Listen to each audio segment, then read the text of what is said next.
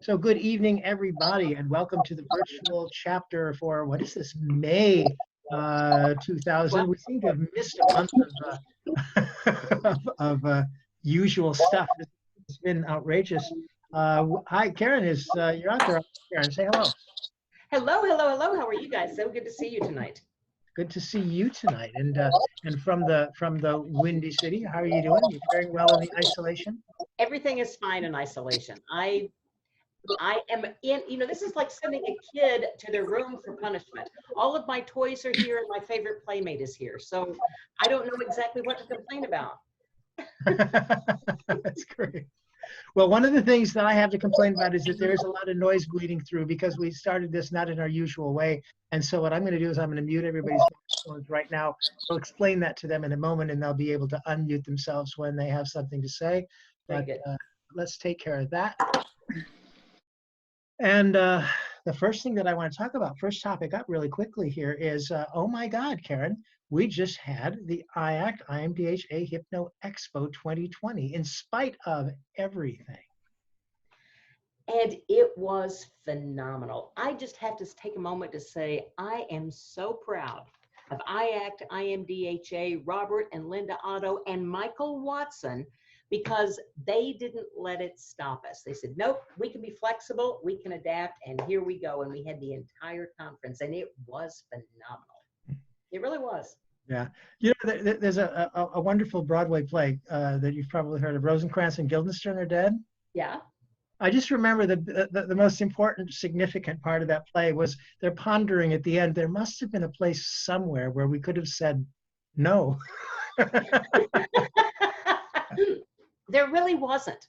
There really wasn't. It unfolded around us, and yeah, unfolded nicely. The presenters and everybody else were so cooperative and helpful, and as a matter of fact, we managed to do all of the presenter spots that we originally had were filled. We didn't have really any loss in terms of content and stuff, and we did pre and post conference programs. The certified master trainer training now has had an online incarnation. And here's the interesting thing about this, because here we are in the age of social distancing. Well, the weird thing is there were actually people at this conference, particularly in my class. There was a woman from Croatia, there was a guy from Spain, and there were two people from Malaysia, all of whom said that they weren't going to be coming to Orlando for the conference. They didn't, they hadn't intended to travel here, but because it was available online, they were really interested in it. So things are taking an interesting turn. Yeah, in my post workshop for the conference, I had people from 4 different states, and two of them were on the West Coast, and they wouldn't have come to the conference. Yeah. But they certainly attended via Zoom. So cool. So it was quite an impressive thing to be able to run that all weekend long, and so thankful to everybody that had a part in it. So just had to say that. Just really quick, want to make some announcements, because then we're going to get into today's program, but we got to get these announcements in. First of all, next month we are going to have and I wrote you, by the way, because I'm having a little trouble remembering the woman's name. I'm embarrassed to not remember the woman's name. Hypnobirthing. Oh, Tracy Barrett Adams. Thank you very much. I knew she had 3 names, and it wasn't Jan Michael Vincent, and it was Tracy Barrett Adams. She's just a lovely woman. She is a lovely lady. She is a lovely lady. So that's going to be a great one a month from now. I also want to let everybody know that on June 13th and 14th online, the IACT board certification program is going to be online, a 2-day weekend program. And we're doing things a little bit differently this time. It's really kind of nice, but the people are going to have a chance to upgrade their skills and really sort of discover something that's unique about their own profiles and way of working. And if they're fortunate, they will successfully complete the course. There'll be a little bit of practicum and stuff for them to do, and become board certified hypnotists through the Association of Counselors and Therapists. Cool. And the last IACT announcement I have is the Galaxy of the Stars, September rather, so quite a while away from now, but September 26th and 27th. We don't have the speakers all selected and everything yet, but we're working on it. And the topic that particular time is going to be 2 days of NLP stuff.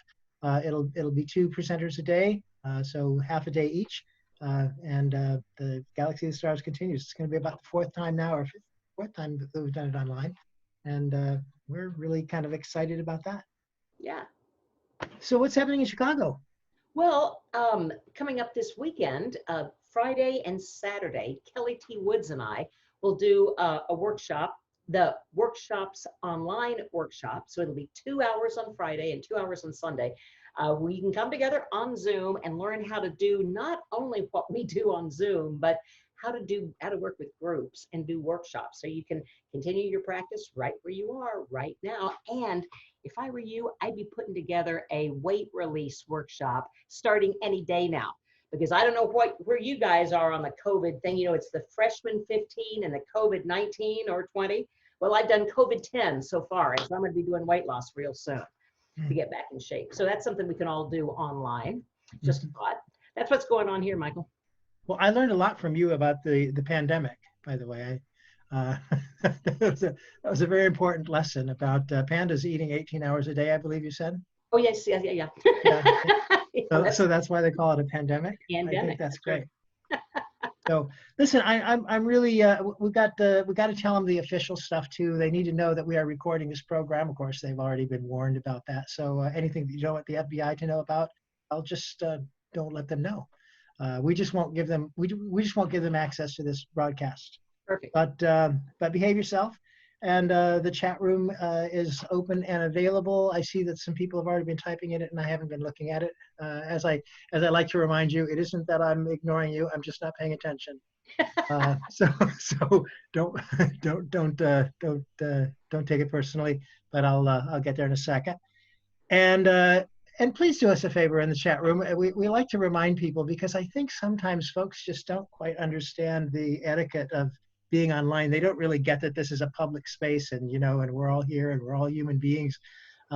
We had a speaker on here one time a while back who had some rather controversial stuff to say, and the chat room just continued to fill up with comments about people saying this guy doesn't know is from stuff like that, right?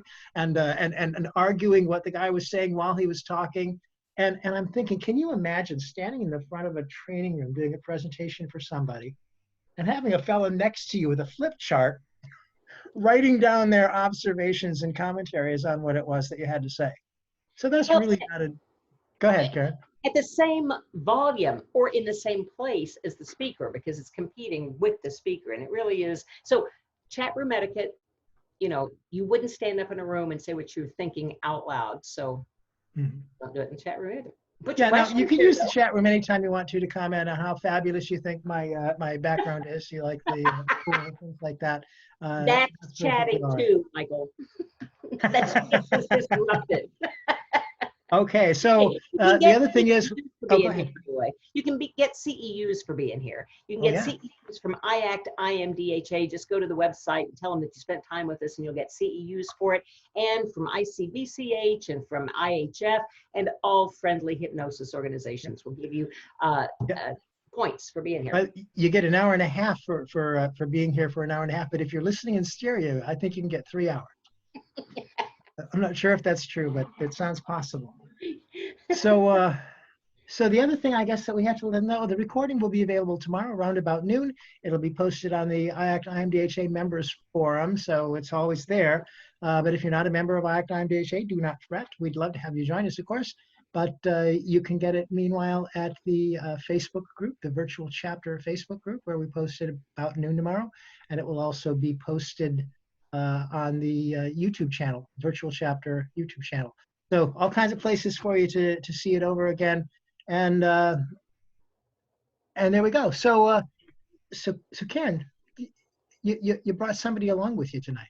I did, and I'm so excited. And I teased you guys. I promised that I was bringing somebody here who was an expert in healing and healing the globe. He's going to offer us the tips tonight. Timothy Trujillo is joining us. He's a natural healthcare provider, educator, and author. incorporating hypnotherapy, Reiki, acupuncture, homeopathy, reflexology, and aromatherapy. And he's an expert in pain relief, trauma recovery, and immune disorder management. Wow. Oh, that's pretty darn impressive, huh?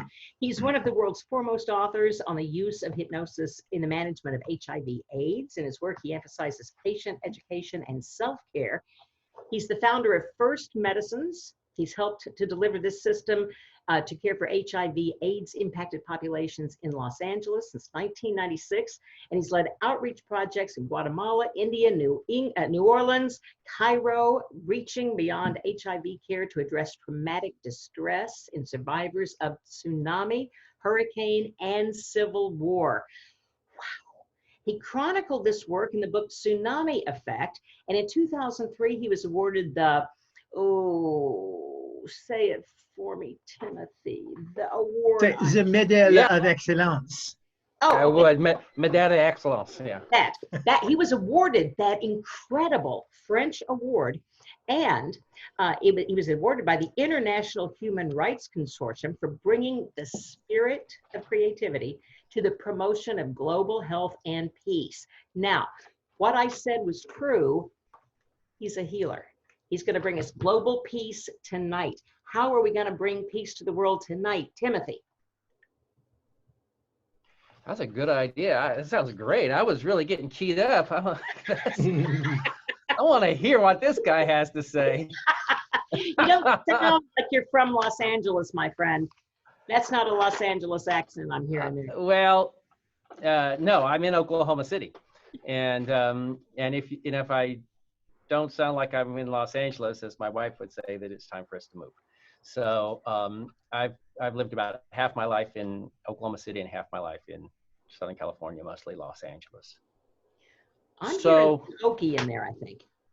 Well, yeah, and actually I come from a part of Oklahoma called the Panhandle. Most of you probably know about panhandles and probably know the Panhandle of Oklahoma. And it's actually a completely different dialect in the Panhandle.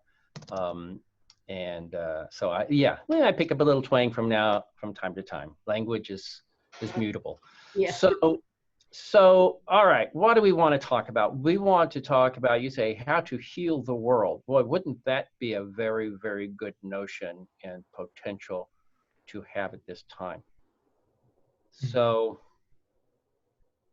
we got to think about two things, really, if we're going to talk about healing, because healing is, at its root, most of us know, is connected to the word wholeness. And so I think that, just as we were talking about earlier, that if we don't have a destination, then how will we know when we get there? And so when we are approaching developing a state of wholeness, then I think first we have to get a sense of really what that wholeness is. And in our work, that's all on a defined outcome. Clients come in often with a lot of complaints, but we ultimately, our objective is it is to resolve the complaint, but the complaint is something that's interfering with something greater in their lives. And the key is to identify that, to identify what it is that we desire or seek to realize. And then we need to sort of navigate our path and find out, well, where are we now? What will be required for us to reach that destination or goal? And what will be the stages, steps, manner in which we do it?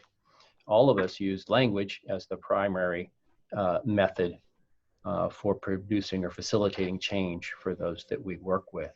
And so likewise, the language, as the old saying goes, that we have 2 ears and 1 mouth. It really is important to hear what the desired outcome is, and then to be able to answer the specifics of that in order to set a course and to realize success in arriving at that.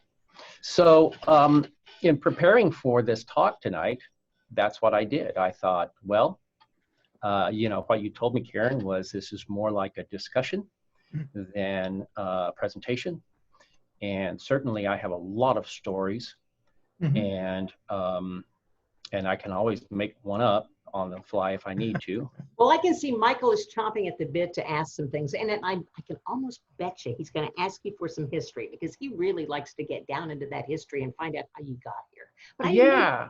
So I mean, that's really, I guess there's a lot to talk about. It's a very broad subject, and I could certainly could do 45 minutes or an hour with no topic. So let's instead, what do you want to know? What, you know, Michael, you had some question, or if anybody else, that's what I really would like to know, how I can give you some information that you that might benefit you this evening. Well, I'll tell you what I'm really interested in having our audience hear about, is that there's something about your history that I really relate to, and that is that you were in Los Angeles working with the management of HIV/AIDS. Same time, at the very same time, I was in San Francisco, and I was kind of flexing my NLP muscles at that particular point, and so I wasn't really doing hypnosis yet. And what I was doing was I was doing NLP and running support groups for friends and lovers and caregivers of people with AIDS, because at least in San Francisco at that particular moment, that seemed to be the neglected community. And I think experiences like that. So I mean, I can't help but feel reminded of it today and this week, and driving out in my car and wondering who is it okay to get within 6 feet of, you know, and all of the paranoia and all of the political crap around it, and it so took me back to those old experiences, and I don't know how it is for you, so I want to hear a little bit about how that impacted you. I will tell you that San Francisco was such a model place, you know, during that period, that it was a real mixed blessing in a very weird way to have had the opportunity. And at the same time, you know, there was one calendar year, 1987 specifically, my church congregation had 150 active participants, and we had 27 AIDS-related funerals. So, you know, that devastation. Now I'm watching the news and I'm just seeing these big numbers, but it's very different. I notice when my husband goes to the grocery store, and when he's leaving, because like I said, I haven't been gone, right? And when he's leaving the house, I'm thinking, oh my God, the perimeter is being breached. Yeah. You know? You know, I think one correlate that's very clear in that regard is, I remember, I don't know, it might have been Charles Farthing. He was chief of medicine of AIDS Healthcare Foundation, an organization I worked with quite a lot in Los Angeles, who once said that HIV was a highly anxiolytic condition that also carried a potentially deadly virus. And really that's at the core of what it is in disease management, is that the first thing is the well-being of the individual, and the well-being of the individual is what supports the well-being of the individual. And what I learned in my protocol in management of not just HIV, but then all health conditions, is that that one, we address the presenting complaints. When a person comes in, they need something. Maybe that day they need to bite their nails, and you know, we need to help them stop biting their nails. Maybe they have another disease that they need to manage, and maybe, you know, living with that disease is causing them distress that is being resolved through nail biting. Certainly, we don't want to take that method away from them without giving them something reasonable in its place. And that's where we are all unified with whatever pathogens or injuries that we may deal with. It is the distress and dismay of the potentiality of our lives. That's all of us time tripping into the future, and then carrying all of that fear back with us. Yeah, you know, the notable thing, kind of when you talk about that, and especially in those days, and a little bit how I got into working with people with HIV. I didn't belong to a church that had a high population that was affected by HIV. I didn't really even have a lot of people in my life that were affected by HIV at the time. But kind of as I said to Karen earlier, is that healing is the realization of wholeness that comes after a diminishment of wholeness. And for me, it was actually healing experience It was the resolution of a trauma that I had experienced about 15 years earlier when I was caregiver for a friend of mine who was dying from cystic fibrosis. And I was tormented by it. I was 21 years old. I felt that and this is going to be a universal. Many of you will probably be familiar with this when you're caregiver for somebody, especially somebody in a critical condition, that it's tormenting because you feel like there's more you could do, or it just feels a sense of inadequacy in all of that. Yeah, I was going to say, like, there's more you can do, or like there is no more that you can do. Yeah, it just is such a helpless feeling. And this is what I went through as a 21-year-old. And it wasn't until I was 35 years old that I found, in a way, the healing from that trauma by being able to go into the bedside of somebody who was dying from AIDS and able to offer to them the relief that I was not able to offer to my friend 15 years earlier. Right. And it was a very, very dramatic experience, almost I talk about time trip, but it really was as though my friend was speaking to me when I was leaving this person's home after he was sent home to die because there was nothing else they could do for him. And so I just went in to provide resources for palliative care. And I remember then leaving the last time I saw him and him speaking to me, but the voice that I heard was actually my friend Phil speaking to me. And so that is a really good way to start an endeavor. Because when we close a circle, we create a wheel, and wheels tend to roll, and gain momentum. And so I always feel that when we close a circle, we create potential for forward movement. Sure. And so that, having known then that I could address that, and I could answer that unanswerable problem from earlier, that I could do what I couldn't do before, potentiated something in me that then turned me into a zealot that gave me the drive to go out and do it and do it and do it. Yeah, Angela, I saw you had a hand up. And I intended to read it, but I got my heart math certification, and so I didn't have time. I'm so interested in what you do. What specifically did you do for this man that closed that circle for you? It's a great question. So I want to back up just a moment because, we talked about that, and I gave a title for this talk on how to use hypnosis to change the world. And it kind of started, Karen, you started with this thing in the world.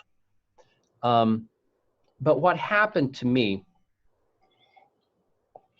I was a performer. I was a physical performer. I was actually a club performer. I was a fire eater, street mime performer. I was, so I had, that's part of the thing. One of the things I think that has contributed to my own success is that I had a lot of self-starting experience from my performance, and then kind of performance ministerial experience before that. And so I was in Los Angeles. I was working as a performer. I experienced an injury that, put the kibosh on all of that. And I went through a cycle of recovery and rehabilitation. Took quite a period of time for me. And along the way, I was told by my surgeon that there was, nothing he could really do to fix the messed up disc in my back. And if I went on to, at the time I was going up for the show Cirque du Soleil, and if I were to do that, I would end up injuring myself further, and then he'd clean it up. He said, you got to find something else to do with your life. So I happened upon a video on hypnosis helping people with burn recovery. And I was just blown away by it. And I said, that's it. I've got to learn how to do that. And that was your first entree into hypnosis? No, it actually wasn't. And, one of my lockdown pandemic projects is I have been reading my book aloud and practicing because I'm going to record the audio version of my book. So I tell that the whole story. My first introduction to hypnosis, I was about 10 years old, 10 or 12 years old. My father was a Marine, and he came home from the base, from work. We lived on the base, and he was telling us this story. There had been a hypnotist come to a demonstration on the base. And this, I just want to put a little tag in here because there's another story to be told that is on this screen in front of you right now. And that is that you never know what kind of influence of change you are going to put out there by just being who you are and doing your work. You are influencing minds that you may not even know in your lifetime, but you may be very fortunate to see how those influences affect individuals and the world at large over time. We'll get back to that because I'm going to bring that story up a little bit later. But my father was telling this story about seeing this hypnosis demonstration, and the most vivid thing I can remember, he said, the thing that was most important, he said, was that the person was hypnotized, and the hypnotist said, if I tell him to sit down, he's going to sit down straight where he is on the floor. So I actually have to tell him, sit down in the chair that is behind you. And it really was my first lesson in understanding, translogic and specific instruction in suggestion. So that was kind of my influence. And I do relate that whole story in the book on how, I had two brothers. We were always doing these, mental, physical challenges. And we grew up in the era of, Kung Fu. It's kind of interesting that, I was so influenced with my Kung Fu, and I ended up being this guy who roams the world playing a flute. And certainly I know that, what's his name, Watching Kane was influential in that. I think, Angela, to really come back and just directly address what you asked, is that I had seen this I knew there was this AIDS hospice on my street. And one day I was walking past that AIDS hospice while I was ruminating on what am I going to do with my life now. And when I started studying hypnosis, I realized that I now had the resources to be able to help the people in that AIDS hospice. And it was as though I heard a voice saying, now you know. And so I actually went to that place and they said no. So that's a big lesson for all of us, expect no, because every no brings you closer to yes. You just got to get through those. And I put the word out to my friends that I would help anybody who was living with or dying from AIDS. And so I was called to come into, as I said earlier, this fellow's room. Now I'm going to tell you something that's really, really, really important on hypnotic influence, because what's the first question that, maybe not the first question, but one of the key questions that we want to ask anyone when we introduce hypnosis, and that is, have you experienced hypnosis before? It's just, that tells us where we are. And this is what he told me. Yes, I went to some self-hypnosis classes at this place, but I don't think I really got anything out of it. Well, I don't know if he did or not, but I do know that he was preconditioned for our appointment that day. That whatever he had experienced there, I think was money in the bank for him. They had removed his gallbladder, and his abdomen was so uncomfortable. His cat kept trying to he was lying on his bed, and the cat kept trying to get up on him, and he had to keep pushing it away. And there is no time for suggestibility tests. This is, one of the things that I've learned in my work, because I've gone into so many critical situations, and you don't have time to, dispel, you don't have the time to do a pre-hypnotic talk and do testing. There's no time for all of that. Now, I will tell you, there's a really, really great question I've learned how to use when you walk into a clinic. You just ask a person whether they would rather watch a foot race or run one.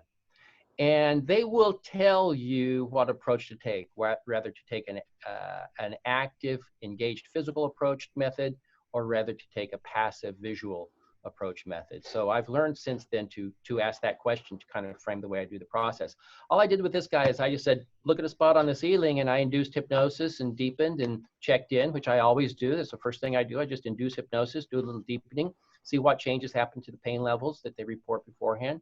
And then if often it just goes away, you know, and if not, then we start using some of the pain relieving tools, which I may have done at that time. I'll tell you that the other key thing that I did in this case was that I gave him the key word of comfort, and the suggestion that anytime the word comfort was used, if he used the word comfort, or if anyone around him used the word comfort, that would be his cue and his response to experience that same level of comfort and even richer levels of comfort that might be developed. And I have a letter from my friend who invited me to go in and help him, who wrote the letter to me later. And it's one of the real treasured things that I have. What he talked about, we were able to use the word, the magic word that you gave us, and immediately see our friend experience comfort. But that comfort that he experienced, you felt it move, we felt it move through the room, as now those of us who were watching him suffer were comforted by his own comfort. And that's a really important factor in working with an individual in a critical circumstance, is that you're working, and especially at the end of life, because there are a lot of things that can happen at that time that can lead to challenges later, but you're working with the community. And so the one individual that you are helping is their course is going to affect the experience that the others in his community are going to experience as well.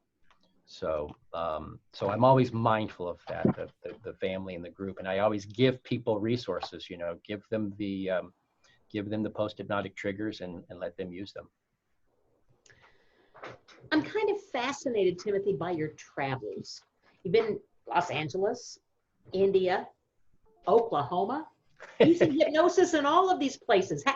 Is it the same every place? Is it different? Does it change up? Do you have to be flexible and change up? Yes. You know, talk about my dialect, you know, and if I was to go up to the Panhandle right now, you hear me change. First time I got out of the car at the station, my voice would change. I'm talking Panhandle speak, right? So you have to speak to the ear. And yeah, it was really curious when I came to Oklahoma 15 years ago. I developed all of my, you know, practice and ability in Los Angeles, and did a lot of my traveling there, and then came here, and I came here for family issues. And so it was really strange, you know, to be kind of marooned here in the middle of the States, where hypnosis is not, and I still deal with this all of the time. Hypnosis is sort of like, you know, the devil's trickster tool and all of these things.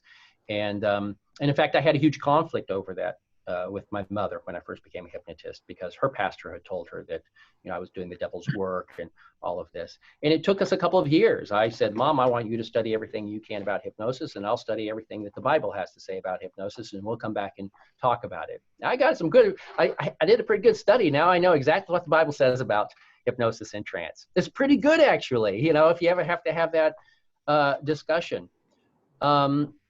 So years later, I was explaining my work to her, and she said, oh, I get it. You use hypnosis as a kind of therapy to help people. And yes, Mom, that's what I do.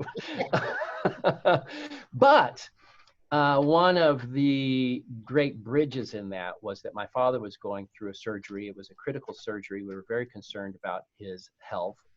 He was misdiagnosed by his doctor. His doctor told us he had advanced colon cancer. He was wrong. But the night before his surgery, we were quite distressed. And my sisters had taken poster paper and written all their favorite Bible verses on the poster paper, and covered the room, the walls of the room, with that. So I took a little recorder, this little pocket recorder, and I walked around the room, and I just read each of those Bible verses into that recorder. And I read them with my voice as a medicine. And then I concluded the reading of that. If I did an introduction, now I'm going to read this word, let this word be as a medicine. I, again, have a background in ministry, so I used a language that was appropriate in that setting. Finding the client-specific language, again, is so important. So I was able to just read this whole array of these Bible verses on healing, and then at the end, kind of, you know, sum it up. Well, that has become a recording that now I use quite a lot. It's called Dad's Healing Scriptures. And it's the 5-minute miracle for people of faith. It is the thing, it's about a 5-minute read, but there are individuals who even at end of life that would never, ever, ever consider going to see a hypnotist have used that recording to experience grace at the end of life. So again, it goes back to the first thing that I said is you have to speak to the ear. And you have to listen to the language, listen to what the individual says, get as much information from them as you can, and then speak to them.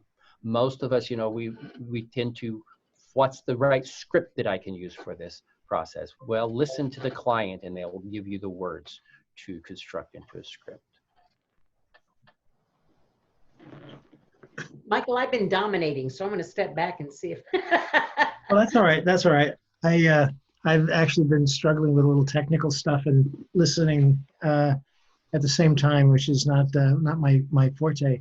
So I tell you what, Timothy, I know that you have some association, and some folks here are aware of this. There's a book that I think is just magnificent, and the title of the book is "The Worst Is Over." And I know that you have some relationship with that book or its authors or something. Yeah, Judith Prager and I have been friends for 25 years, something like that. Yeah. So one day she called me and said, "Hey, I'm in New York. I'm writing a book with a friend on using hypnosis in emergency situations. Do you have any stories?" I said, "Yeah." So sit down. And so that, what followed was a series of months of talking, telling her case stories from my experiences in the field and going into situations. Yeah, many, many times I'm called into hospitals and meet people on the street in trouble, and you got to be ready.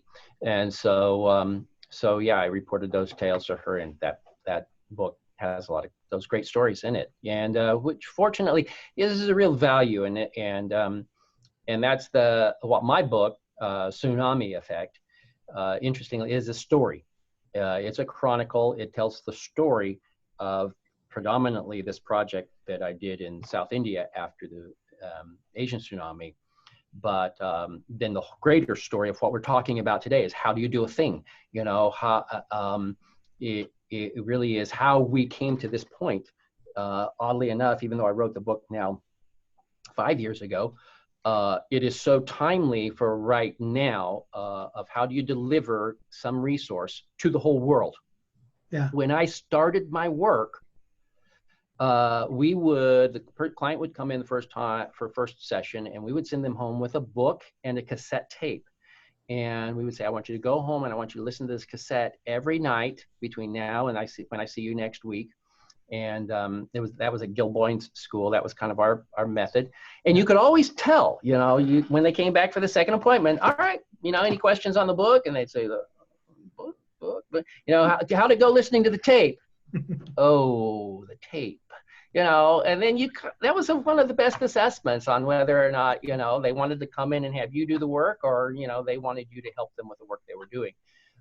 Either way, do the work. It's like when the English teacher asked you who your favorite character in the novel was. Yeah, exactly. I mean, it's like, well, tell me about your experience. Oh, so I got frustrated with this a little bit. I was like, they would say, oh, I couldn't find my tape player. Oh, I need to go get some batteries, all of this stuff. So I started meeting with engineers in Los Angeles in like 97.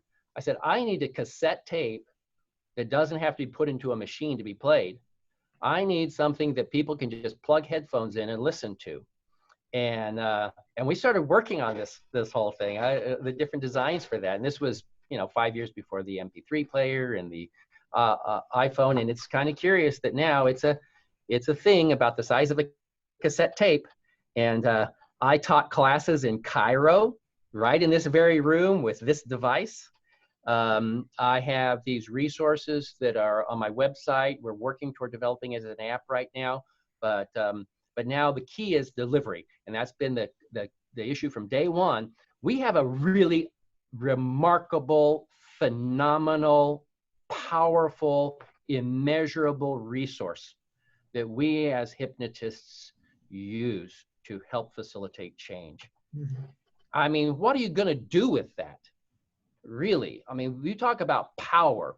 We as hypnotists do have a phenomenal power to facilitate change in great ways, particularly in the healing domain. And so the question is, what are you going to do? How are you, why are we not out walking in the street, like, hey, hey, hey, well, some of us are, present company included. So that zeal, that hypnotism fever is always like, well, how do we get it there? How do we deliver it? And that's what First Medicines was developed for. It started out as Hypnosis AIDS Project, then was Hypnosis Health Service, and then became First Medicines. And that happened to go back, kind of, Karen, to what you mentioned about the travels. One of the interesting things, notable things about my career path is that I really did think that I was going to travel the world as a performer. That was my aspiration, to be a big performer and go all on traveling shows and everything.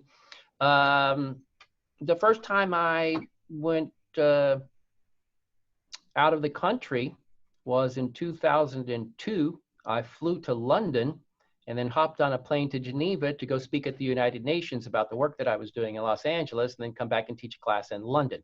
It was this work that took me out into the world. And so that drive, that compulsion that we have to help and deliver our work, if we put ourselves into it, it will take us places that I never, ever, ever could have imagined.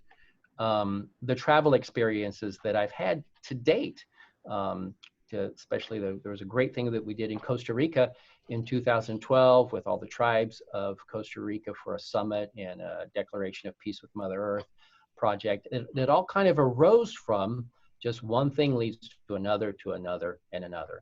But you've got to go out and take that first step and be in the moving way and have a vision of what you want to do. And then there's just no telling ever. In fact, I got to tell the story now, because I can't let this go any further, because this happened in 1995 when I was looking for how do I help people with HIV. And so I decided to do a self-hypnosis workshop at a HIV agency in Los Angeles. And at the time, I had a part-time day job writing copy for a fundraising organization that was in kind of the Hollywood area. And so on my way home, I decided to stop at this big AIDS service organization in Los Angeles. It's called AIDS Project Los Angeles. Now, the reason I went to AIDS Project Los Angeles was actually because there was a directory of all the AIDS service organizations that you could pick up at any of these AIDS service organizations. So I was going to pick up that directory and say, okay, let's find out. I'd already talked to one agency in Pasadena. Let's find out some other place that, might be a suitable place to do this workshop. And I went in and I asked for the directory, and I started chatting with a woman who was at the front counter. Now, I got to tell you that AIDS Project Los Angeles at the time, it's hard to imagine what it was. Now it is the Academy of Motion Picture Arts and Sciences. It's this huge, it used to be Merv Griffin Studios. It's this huge building right in the middle of Hollywood. It's just, I mean, the Kodak Theater is there now up on Hollywood Boulevard, and you have all of that stuff, but there where AIDS Project Los Angeles, it's just this big presence.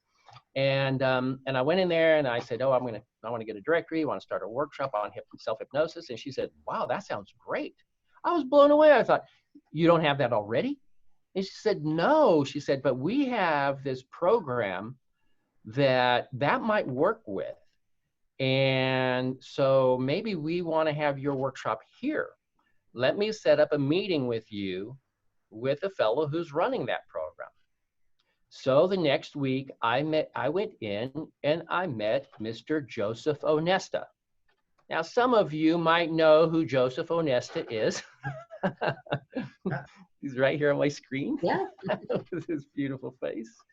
And Joseph and I met, and that's a story. That's why I said I really want to tell that story of how that experience kind of shaped both of our lives. But oddly enough, Joseph was like, yeah, whatever, this sounds good. He didn't have a big buy-in for it. but he had acceptance of it. And that in and of itself, and he might answer sometimes, I know, I want to do an interview with him and talk about this meeting, in fact, at some point. But it's all of those little encounters, you see. And then somebody that I met in that workshop introduced me to the chief of medicine of AIDS Healthcare Foundation, that then took us on as an ancillary service provider. And it's each time, each connection leads to another connection, leads to another connection. And so, yeah, I mean, I was blown away to, you know, be taken. I went to the UN. I went to the UN to figure out how we turn what we do into something for the world. What I learned in the process was how to draft the statements, they called interventions, that are delivered at the United Nations. And then having learned that skill on how to draft those statements, that's what's taken me on to do, you know, other things. I was supposed to be in New York last month for a UN meeting, and that's what the Costa Rica project was about. So each and everything that you do, and it may, and again, I want to come back and say, because I'm here tonight to talk about the work that I've done, but the objective of tonight is not about what I've done, gang. It seriously is about what you're going to do, because that's where I am. It's like, what is it that you want to do, and how is that going to change your world today, tomorrow, and over the course of the next 20 years? So just, you know, own it, own everything that you have, all of your capabilities, have the courage to go use them. Know this, Gil told us once, he'd been traveling, and he said, I want you to remember that when you demonstrate hypnosis in front of a group of people, you're demonstrating something that only a very small percentage of all of the people who have ever lived have experienced or witnessed. That is how special our craft is. Now, it's gotten very expansive over the past 20 years, but it still has that special mystique. It still carries that when we even say the word hypnosis, something happens in the mind of the listener. So know the power that you possess, and know that every single word. I used to meet people, and, you know, I'd be traveling, and, you know, in Los Angeles, we would go out to Joshua Tree Park a lot. And once I was out there, met a guy. Oh, where are you from? Los Angeles? Oh, what do you do in Los Angeles? Oh, I'm a hypnotist. Oh, really? Oh, you know, I think I maybe need to go see it. I need to stop smoking. I've been thinking about coming to see a hypnotist. Well, here's my card. You know, you call me when you're ready, and you drive 3 hours to Los Angeles and see me at my office, and I'm going to be sitting by my phone waiting for your call until then, right? And then I walked away, and I thought, Timothy, you have an opportunity to deliver a set of suggestions out of the mouth of a hypnotist that can create change. And ever since then, when somebody says they want to quit smoking, I say, well, this is what a lot of people who have quit smoking taught me. One day, it's just over. That's it. They lose their appeal. And I can hear those people a year, 6 months, however time later, I don't know, they just lost their appeal one day, right? So be the hypnotist at all times, and let hypnosis drive the work that you do with hypnosis. I love that you say that, because I firmly believe that hypnosis happens. Some of us are trained to do it strategically, but everybody's issuing suggestions at all times. And we, the receiver, have to decide whether or not to take them. You never know when a suggestion is going to hit you upside the head and slide right on in. Oh, yes. Yeah. Well, I mean, you know, most of the clients that I see are here because their mother said something, or their dad said something to them 45 years ago. And they weren't a trained hypnotist, as it turns out. I always ask, oh my God, where did they get their hypnosis training? And they tell me that they weren't trained hypnotists, and yet they offered a suggestion that post-hypnotically is still with them 48 years later. So hypnosis happens. Yeah, it happens. Well, the thing that's really important, I think, to understand, because a lot of people say, and there's a great story, if you look into the history of Antoine Mesmer. Mesmer was sent out to investigate this priest named Gosner. And Gosner was doing these healings by casting demons out of the afflicted. And when Mesmer went out to look, he would see what the person would do is kneel before Gosner, and he would pray over them in Latin. And And what he told Mesmer later, he was like, I use Latin because the individual doesn't understand it, but the demon does. And so that's how they respond. And so Mesmer goes back to the emperor, whose name somebody might remember. And he tells him, oh, he's practicing mesmerism. He just doesn't know it. And it's the same thing. Often people will say, oh, well, they're actually using hypnosis. No, they're using consciousness. Yes. Hypnosis is a tool, it's a resource, it's a method. Absolutely. But the whole mechanism is the mechanism of consciousness, and the fact that most of us are dreaming most of the time. We're only half attending to what's going on around us. We're thinking about its implications in our life, in the present, in the future.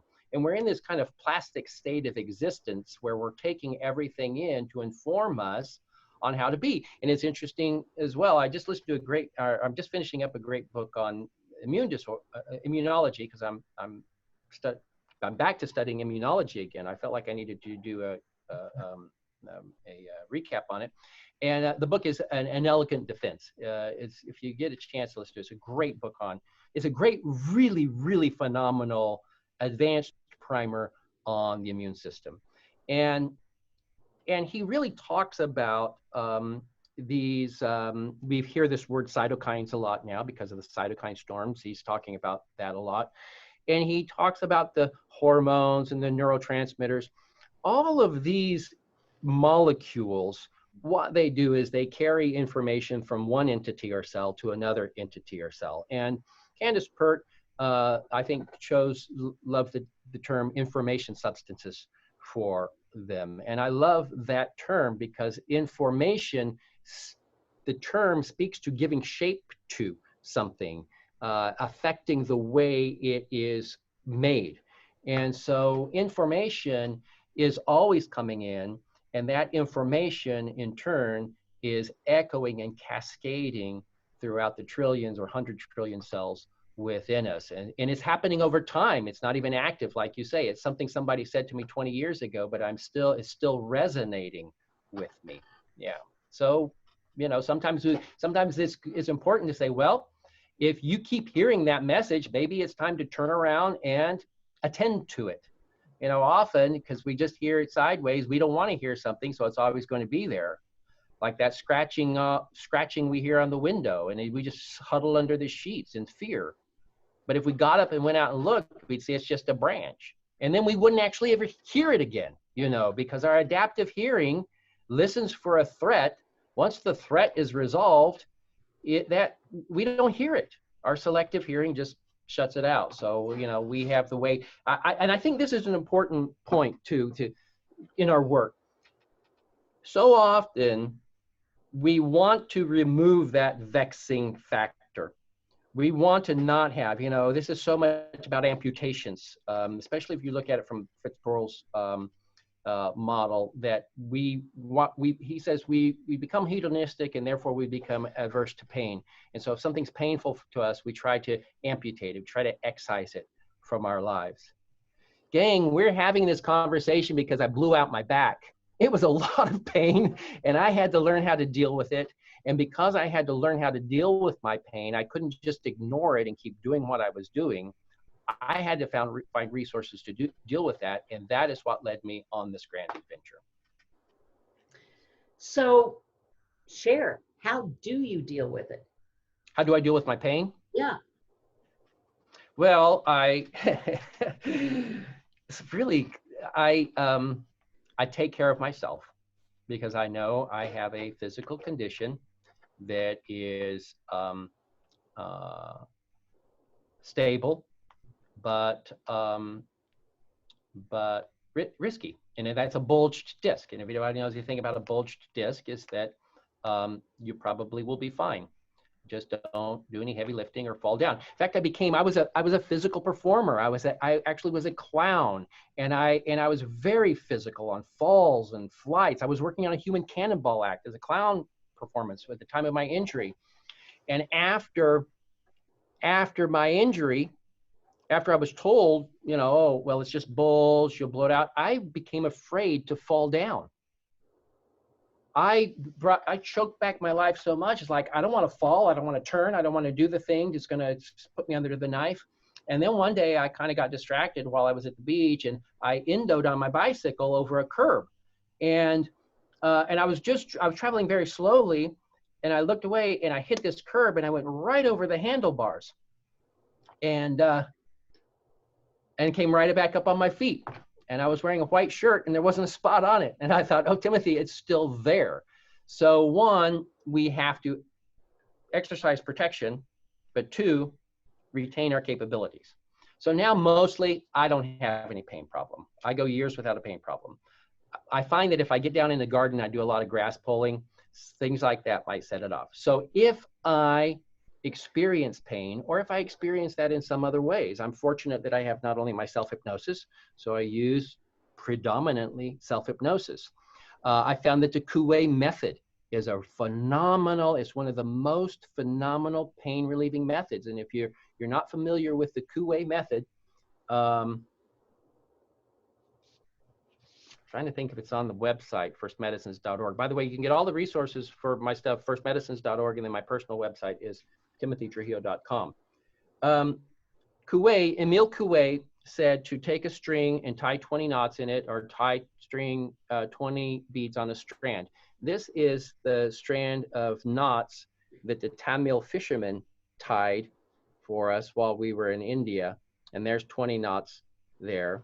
Then our next project took us to New Orleans, and there at the camp in New Orleans, somebody brought in a big old box of, what do you find in New Orleans? Beads. Beads. Beads. So for the past 15 years, this is what it's been, is I use these beads. And it can also be translated, if you don't have the beads, to just use your fingers. This finger method, by the way, was a technique that we developed at the AIDS Project Los Angeles workshops, where we would count their numbers and then count up the numbers on their fingers. This method, just if I might say, is a physical anchoring technique.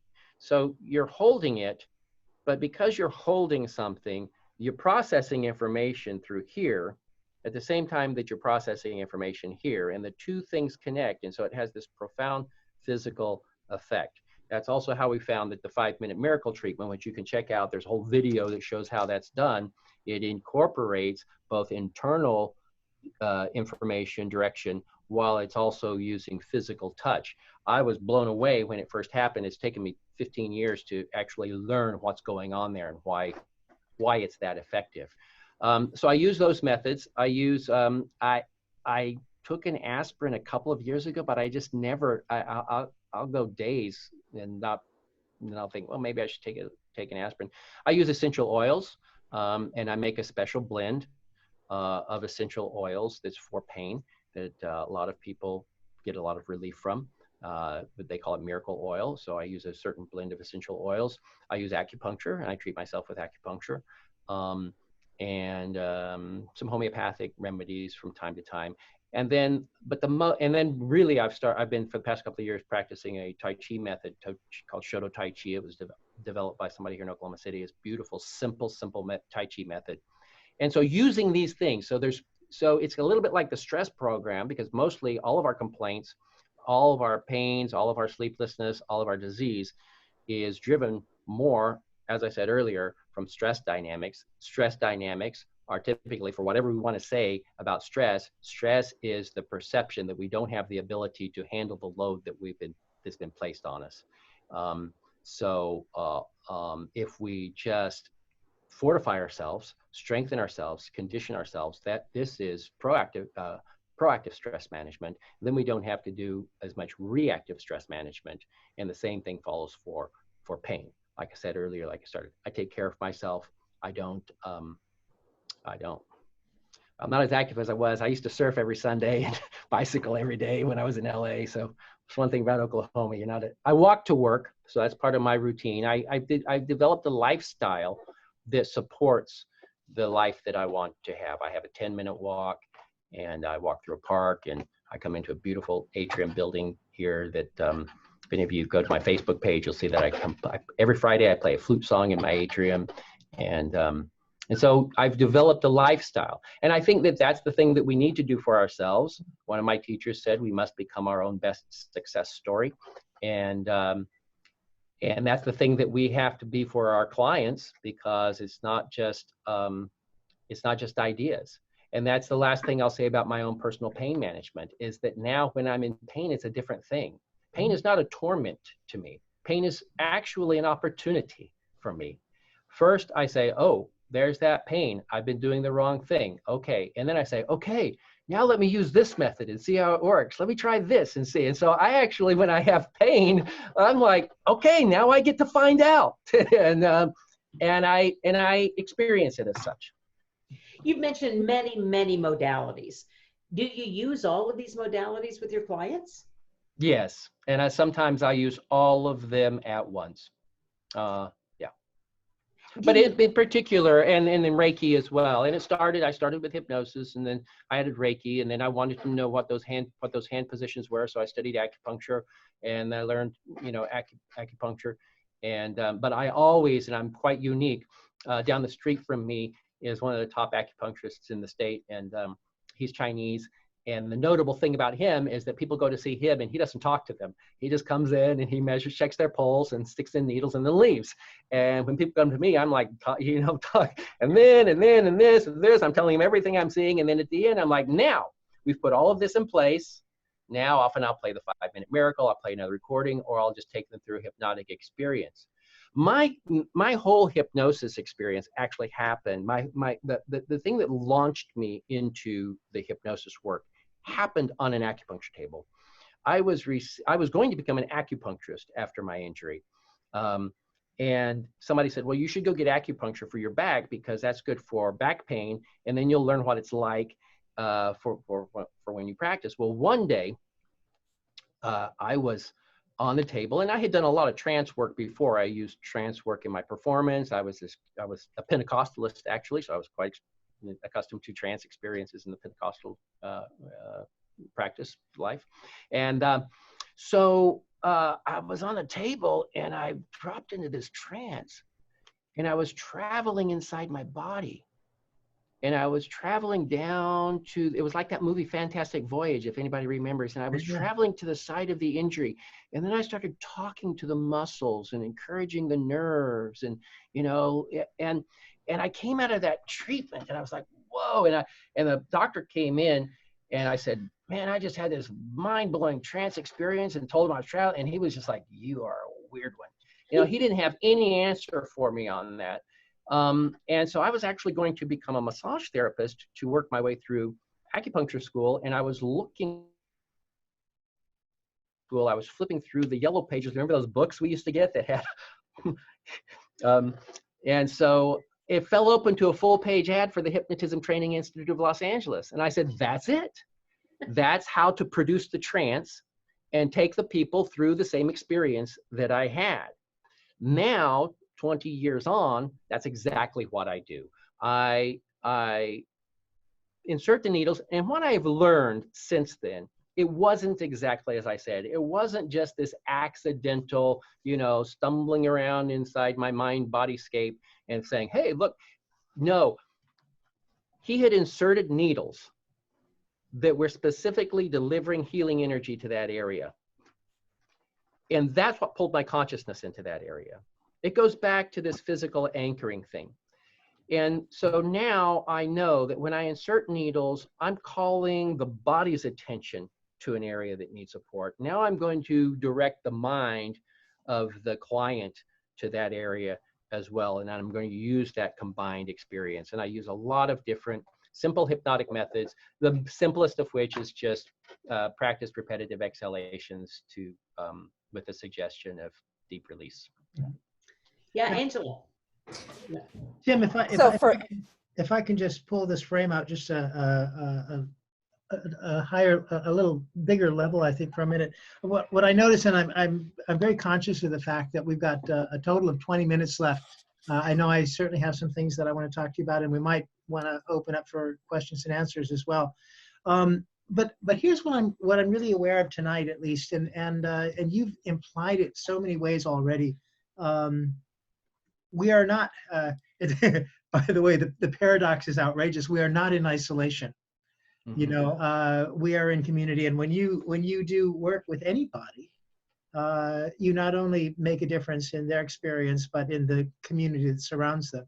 When it comes to something like working with HIV/AIDS, when it comes to your work, your post-tsunami work, or even now in this time of the pandemic, the notion of healing the world is absolutely paramount. I mean, I really have the sense that whatever it is that we do, there's a sense in which we are doing it to the community, or for, if you will, the community, as opposed to this particular individual or this particular individual. And I think that's what we're up for. It's why I loved your title about hypnosis to change the world. Not hypnosis to stop biting your fingernails, but hypnosis to stop biting everybody's fingernails. Yeah. It's a much better idea. It's so true. And I mean, it's all stories. What we talked about earlier, it's the story of what my parents said. It's the story of this. We're all living this story. And so let's add a chapter to that story where we found our potential, or we found peace. Yeah, so when trauma rips through a community, the thing that I think is an example of that I'd really like to hear from you, if you don't mind, and that our audience, I hope, is as interested as I am, is the tsunami effect. Tell us about the tsunami. So the tsunami, of course, we know the Asian tsunami, also called the Indian Ocean tsunami. That was in December 26th of 2004. And we were on our way to Guatemala to do a project that I was sent by, when I was working at the UN, I was told to go do a pilot project. So we were doing this pilot project. And we'd gone down to set up all this stuff in Guatemala, and then the tsunami happened. So, you know, you got to be ready. You got to be ready for opportunity. Earl Nightingale says that luck is what happens when opportunity meets preparedness. And so we were already packed and ready to go. And then it was just, all right, let's go to India instead of Guatemala at this time. The layers by which that happened, and gang, seriously, if you're interested in this story, then, and I would even read this passage for you. I'm going to read it, okay? Let me just read this passage. But write down on a piece of paper, TLT FRND, which is TLT friend, Timothy L Trujillo friend, TLT FRND 20.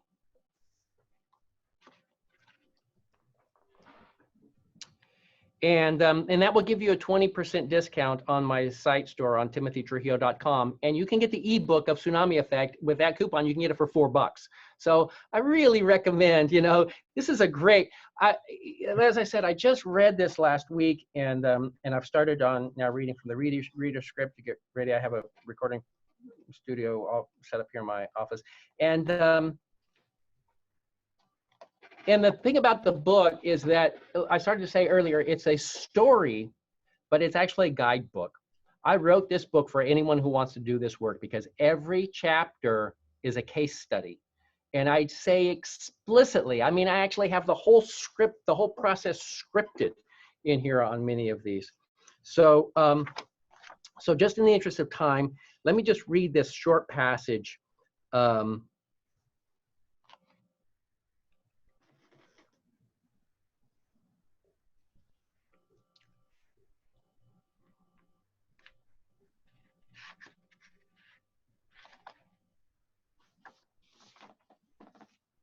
All right.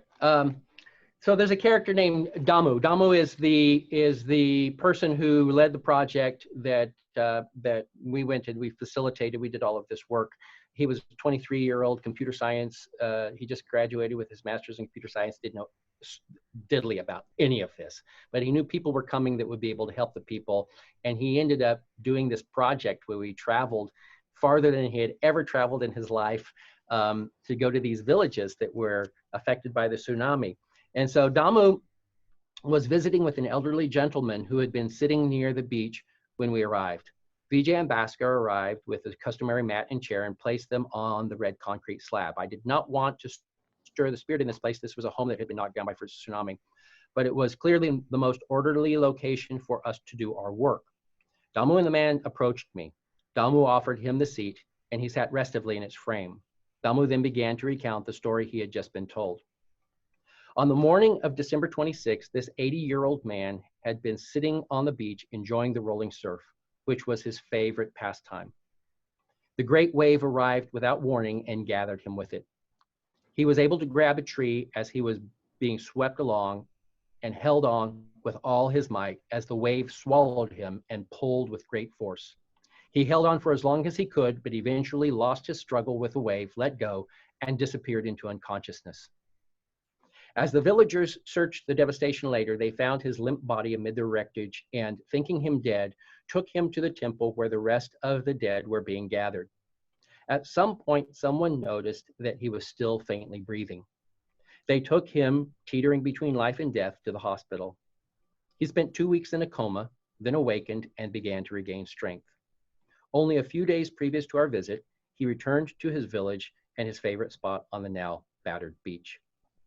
He reported that since awakening, he had been unable to sleep, each night revisiting those horrifying moments as he clung for life. He wanted to be able to regain, along with his life, the joy he had once known on this beach. The team gathered around him. After a grant of permission, we commenced treatment. I placed my hands on his shoulders next to the base of his neck, as Mita took one of his hands in hers and began to gently massage it. Baskar, seated at his feet, lifted a foot in his hand and began massaging also. Damu began his directed breathing and relaxation guidance. The man settled deeper into the embrace of the chair. His head drifted back to rest upon my chest. I placed my hand over his heart and with Damu's assistance began to guide him back to the fullness of his life. You are here with us now, I said. You have survived. Your life is yours. Now rest. Rest yourself here in our care and let your fears and concerns drift away. Like a handshake or embrace, we entreated one another to meet the other's need, ours to give care and his to receive. We continued the guided relaxation and release with a gentle rhythmic pace and no thought for time. The layers of release deepened with each exhalation, his and ours. During the treatment, a movement in the corner of my eye drew my attention away toward the sea. I had been aware of the rolling surf since we arrived, but this wave seemed a bit taller than the rest. It seemed that it had a greater force as well. I felt a shudder within and a terror that this wave was different. This wave seemed as though it would not stop at the shore, but overwhelmed the sandy beach and crashed directly upon us. Maintaining contact with the man, I turned my attention fully to the wave, responding to the inner alarm to assess our risk. Soon I saw that the wave was shrinking. Though it was a large wave, it was not a great wave. It broke and rolled upon the beach as each wave before and after. In my moments of terror, however, I came to understand the fear our friends were facing. There was an innate concern that as surprising as the last, another wave would come and finish the destruction left undone. Now I began to understand this tsunami terror.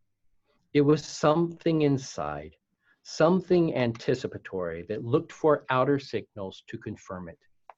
I exhaled, released my tension through the soles of my feet, and returned my focus to this aged infant in my hands. We let him rest for some time. When he stirred, we helped him back to his senses, back to himself. He opened his eyes and gazed about at us with sweet kindness. He reported feeling much better, like he had a dream that he was home again, like he was back on the beach enjoying the surf. He turned to look out at the waves, took a deep breath, thanked us, and rose up from the chair. And that, Some applause in the room. that chapter is called Lazarus, and it is that Lazarus effect.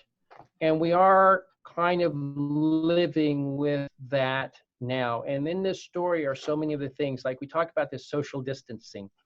And I made a little placard I put on my page when this all started that says, social engagements knows no distance. And I've been studying a lot of polyvagal theory in the past couple of years. And if you're not familiar with polyvagal theory, then I highly recommend that you start to look into that. And And I was supposed to be teaching polyvagal theory and hypnosis in Los Angeles at the ACG conference tomorrow. But polyvagal theory really teaches us that when people are in a state of collapse or escape, the number one essential thing is engagement. And so the system of medicine that we practice, if we practice in the healing domain, is psychosocial medicine. And psychosocial medicine, while we call it mind-body medicine, I really do refer to the body as a society itself, a massive city. I call the protozoopolis a massive city of single-celled organisms. But we know that everybody needs to get along, and it's a society. We are as dependent on the microbes in our gut as we are on our neurons, right? So in fact, there's these Parkinson's studies really are presenting that now. Now, Parkinson's, I don't know if you've seen Parkinson's is generated in the gut. And so the most important thing is engagement and the social aspect. Often what people feel when they feel their absence of capacity, they feel a sense of separation. And the thing that is most important, they feel threat. When there's separation, there's threat. And when there's threat, every signal is an alarm. And so what is essential for us to do is to give reassurance of a sense of security and a sense of safety. We're in the most curious phase of this pandemic, and that is in fatigue phase. This happens to people who go through chronic conditions too. Just listening to this in the Elegant Defense book, where people experience treatment fatigue and are ready to give up. And that's where we are right now. And we're going to suffer for it. We already are. We can see the suffering happening because people don't want to stay home. People don't want to stay safe. People want to live their lives. And I know and I understand that. But what we can do as practitioners is to provide, palliative care means to calm, to soothe, to palliate. And that's one of the things that we as hypnotists can do for the whole world right now, is to provide palliative resources for this time of great distress that we're in. And it can be the simplest thing, just by saying, yeah, I'm a hypnotist. I help a lot of people manage their stress.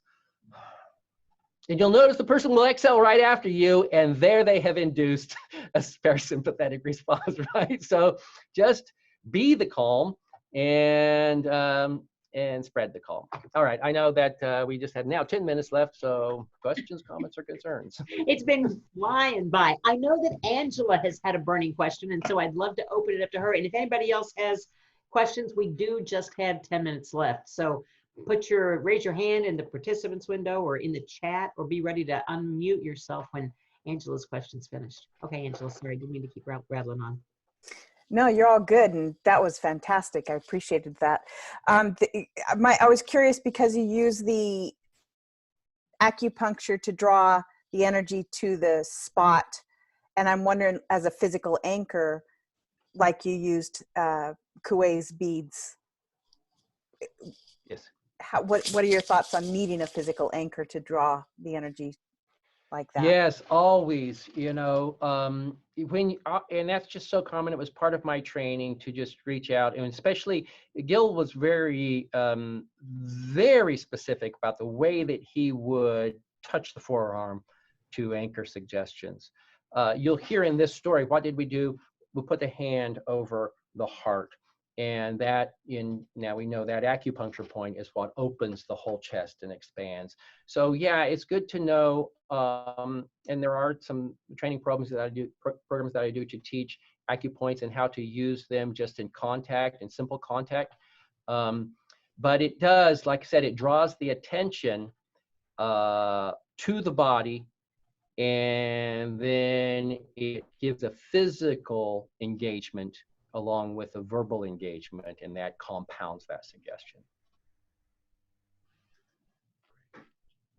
I'm really fascinated, Timothy, as you talk about things like with the beads and Emile Coué, and the more I learn about hypnosis, the more I understand religion. I got to be honest with you. I was raised Catholic as a child, and when I learned EFT, I went, oh my gosh, that's what all those nuns and priests were doing all those years. That was EFT long before they had EFT.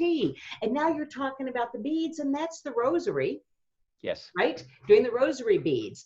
How tied in are we to, you know, just history? I always say that Michael is the one who likes history and I want to hit it and get it. But we really are, because back in the ages of the sleep temples, you were talking about that a little bit too. You weren't talking about the Greek sleep temples, but they did the same thing. Someone went to be prayed over or waved over or something by the priest, walked down hallways and into the sleep room. There was chanting and there was incense and smells, and they were placed in the chamber and something was said over them and the priest went away, and next morning they woke up healed. Right? Yeah. And we do the same thing when we go to the movies. It's the same ritual. We are inducing our own hypnosis in the same way. We think about what we want to see. We go, we stand in line, we buy the tickets, we exchange the tickets and go down that long, dark hallway to the entertainment temple, and we settle in amongst the smells and all of that, and we're entranced. It's all such phenomenal hypnosis. To me, but the more I learn about it, the more I hear about it, the more intertwined it is with life. Yes. With living, with everything we do. Yeah, I'd like to do a talk on the hypnotist as shaman, because the medicine that we practice really is lodge medicine. And that has taken so many forms, but it goes back to the very, very first. The concept, and if you look at religious development, there's the sky god concept and afterlife concept came about because individuals were having dreams of the departed. And that led to the concept that there was someplace else that they may be. And that's what kind of framed our whole world. But it comes from our dreaming, and our dreaming mind is always happening. We're dreaming now. Many of you are listening to my voice, but you're thinking about how you might apply this information. You're thinking about something relevant to it. So we're living in this kind of dreamscape, and it is plastic. And it is changing. I mean, this is one of the things with COVID where I'm looking at, and this is part of why I'm going back and studying. I want to understand what's kicking off this cytokine storm. And seriously, gang, our genes are, many of you probably read Bruce Lipton's work and some of the others that we literally, our thoughts are chemicals. And every single thought that we have creates a chemical cascade in our body. It affects every single thing that is happening in our body. Next time you make brownies, leave an egg out and see what you get. You know, if we change one thing on the recipe, we change the whole thing. And so we're constantly, we talk about epigenetics and how there are generational epigenetic changes and how these genes code to express. But it's happening right now as we're sitting here. And that's something that we, again, as practitioners of this craft, carry a really incredible resource to help empower what is already happening. This is not something that, you know, we're gonna say, now I want you to imagine. No, that person was already imagining. So all we're doing is we're influencing the way things are changing already. And if I might add, because I know we just have a minute, I want to get something else in. That's something else for us to understand. When our client comes in to see us, we're not their destination. We're a stop on their route. And they were on the road for a while, and they're going to be on the road for a while. And we have a time, whether it's a single session or whether it's a series of sessions, to influence the course of the path that they're on. But they're already on the path. And I tell my clients, you're already on your way to success. They're like, how do you know that? And I'm like, you're sitting in that chair. And if I know one thing, whoever sits in that chair, they've taken time off of work, they are expending money and their own time, they're already on the process. I'm just something you're using to create your success. That's so right. I firmly believe every client who shows up here in my office knows what they came for, or they know what, they would not book a reservation at a fancy steak restaurant without having some idea that they were going to get a good steak or a good meal. Yeah. They booked a reservation with me. I'm an expensive hypnotist. They must have expected a fancy session. That's right. They presupposed it already. Success is in the bag. Success is in, yes. All right, Any other questions? Comments? We've had lots of people in the chat room talking about the polyvagal theory and going on and on about that. And they're also going on and on about how glad they are that we have had Timothy Trujillo with us tonight. Yes, so, they are. So Timothy, do soak that up. Well, thank you. As you can tell, I love talking about the work, and we could carry this conversation on and on. And by all means, if you're interested in doing more work, I do a lot of mentoring and a lot of support for people on their projects. First Medicines is kind of what I did, but there's something that you're going to do that is going to be awesome and amazing in your own way. Cool. And you haven't given up that entertainer, I can tell, because your exhibit tables at conferences are filled with instruments that you can play and entertain with, singing bowls and all sorts of fun things, harps. And I have a saying: I am clown first, everything else is shtick. So once an entertainer, always an entertainer. Yeah.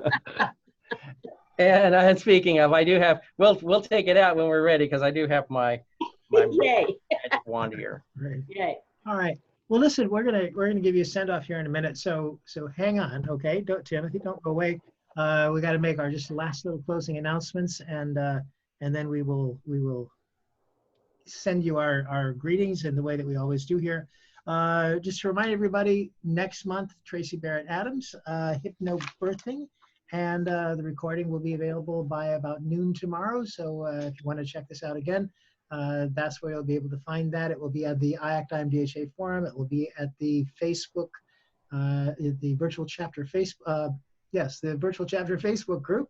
Takes me a moment here, and at the YouTube channel as well for the Virtual Chapter. So check it out. And Timothy, we really, really do appreciate you. So what we're going to do now is so brace yourself, my friend. You need to have your car in place and the whole deal, because we're just going to open up all of the microphones so that everybody can wish you well and thank you for being here with us. And play us out, if you would, Timothy. Thank you so much. It was a pleasure having you. Friend me on Facebook. Every Friday is a flute song. Thank you. Hey. Thank you. Awesome talk. Thank you. Learned so much from you. Thank you. Amazing. Thank you. Very good. Good night. See you next month. Wait, we gotta listen. Yeah, don't cut us off yet.